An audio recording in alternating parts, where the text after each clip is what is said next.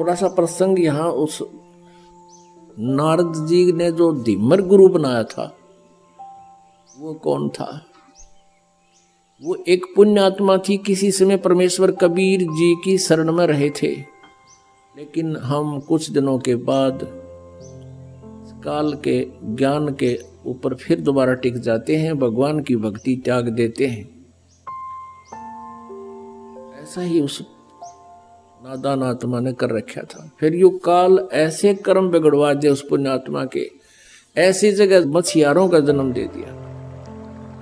वो मछली पकड़ के लावे, बेचे, उसे तो गुजारा कर, आप भी काट के खावे। अब कहते हैं कबीर कमाई आपनी कदे ना निष्फल जा, सात समुद्र आडे पड़े मिले अगा हुआ। क्या हुआ कि एक बार वो जिस राज्य में रहता था वहां के सभी तालाबों की मछलियां उसने पकड़ ली थी। कालू नाम के जीमर ने, वो तो खाली हो लिए थे। उसने देखा कि पड़ोसी राजा एक बहुत धार्मिक व्यक्ति था। उसने सब जगह ये आदेश दे रखा था कि मेरे राज्य में हिंसा नहीं हो, जीव हिंसा नहीं हो, और इस कारण से किसी भी तालाब में कोई मछलियां नहीं पकड़ता था। और वो चला गया कालू, उसने देखा सी मोटी मोटी तोरी सी भारे भारे घिया सी कूदे उसके अंदर। उसने सोचा सुबेरा करूंगा काम। उसको ये भी पता था कि राजा ने यहाँ आदेश दे रखा है कि यहाँ प्रतिबंध है। उसने सोचा रात में चोरी करूंगा। अपनी पत्नी से कहकर चला गया कि मैं ऐसे ऐसे जा रहा हूँ उस तालाब पर, और है तो वहाँ खतरे का काम, पर देखी जाएगी, अब रोजगार तो यही है। अब वो पहुंच गया वहां तालाब पर। तालाब के आसपास झाड़ बोझड़े भी होते हैं। उसने जाल डाला था सुबह सुबह, वो सुबह का टाइम हो गया 4 बजे।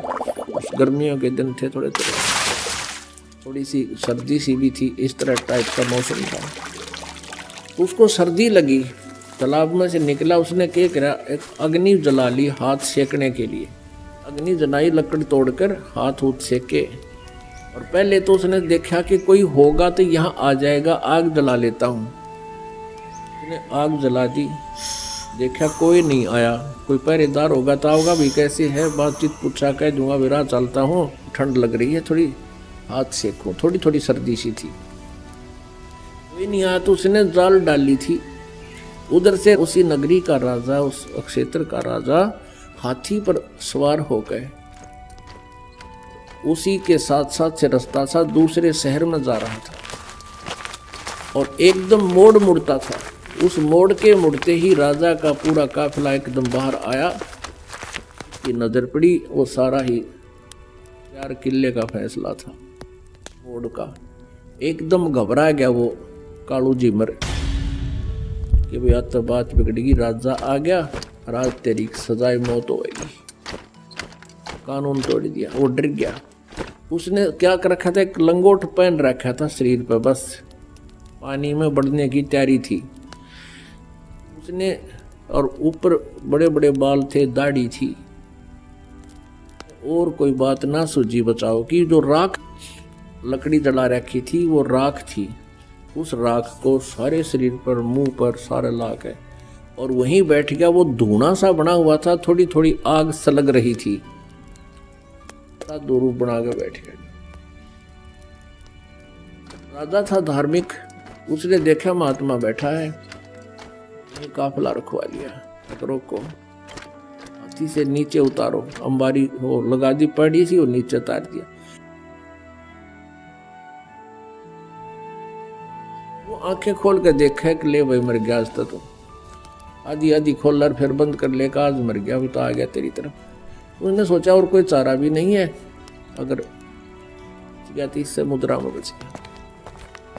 राजा ने आवाज लगाई, प्रणाम किया, राम राम बोलिया। कड़ा बोला, बोलते पिछने पहचाना जा कति मौन धारण कर गया। अब राजा ने सोची वे साधु संत अपनी भक्ति करते हैं, इनको गणा छेड़ा छाड़ी नहीं करनी चाहिए। 5 असरफी सोने की असरफी होती थी, अच्छी 10-10 ग्राम की।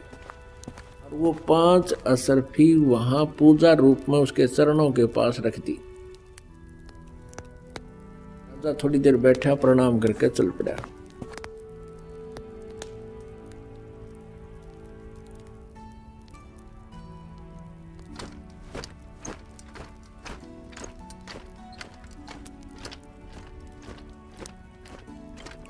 उधर से उसके डरते की, क्योंकि पिछले संस्कार अच्छे थे, उसका वो समाधिस्थ हो गया, ऊपर स्वप्न सा देख रहा है। उधर से उसकी पत्नी को चिंता हुई कि आया नहीं, दिन के 10 बज गए, वो चली करते हैं।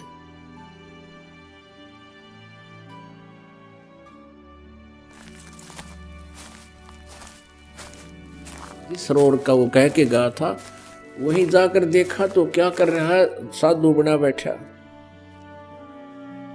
और उसकी पत्नी ने पहले तो उसको आवाज लगाई कि तू मर रहे गाड़ा की, तू बैठा है, चल जल्दी करने, कोई अड़ा आ गया, यहाँ आ गया, तुझे पकड़ लेगा। हो ना उठिया तो उसके एक मारा कड़मड़ थप्पड़ के खड़ा हो ले तो। उसने नो कहा मैं तो आज आया था जी, आज आया था जी। उसने सोचा ये राजा के सर्वेंट आ गए कि नो कहा जी मैं तो आज पहली बार आया था। उसने देखा उसकी पत्नी अपनी पत्नी से कहने लगा राजा कहाँ गया। पत्नी बोली राजा कौन था? राजा आया था यहाँ से। वो बोली राजा आता तेने छोड़ देता। उसने देखा 5 असरफी रखी है। अब देखो कैसे परिवर्तन आता है।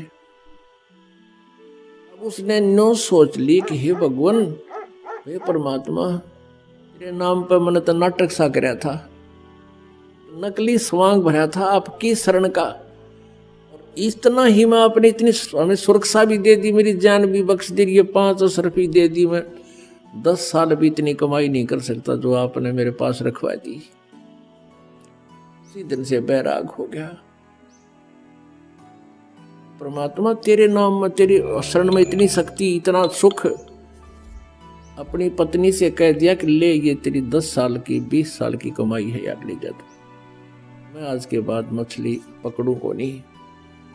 घर चले गए। उसकी पत्नी बोली काम करे बिना नहीं सरया करता, जा दे दे जाड़ा हाथ में, वो बांध दे रोटी 4 उसके।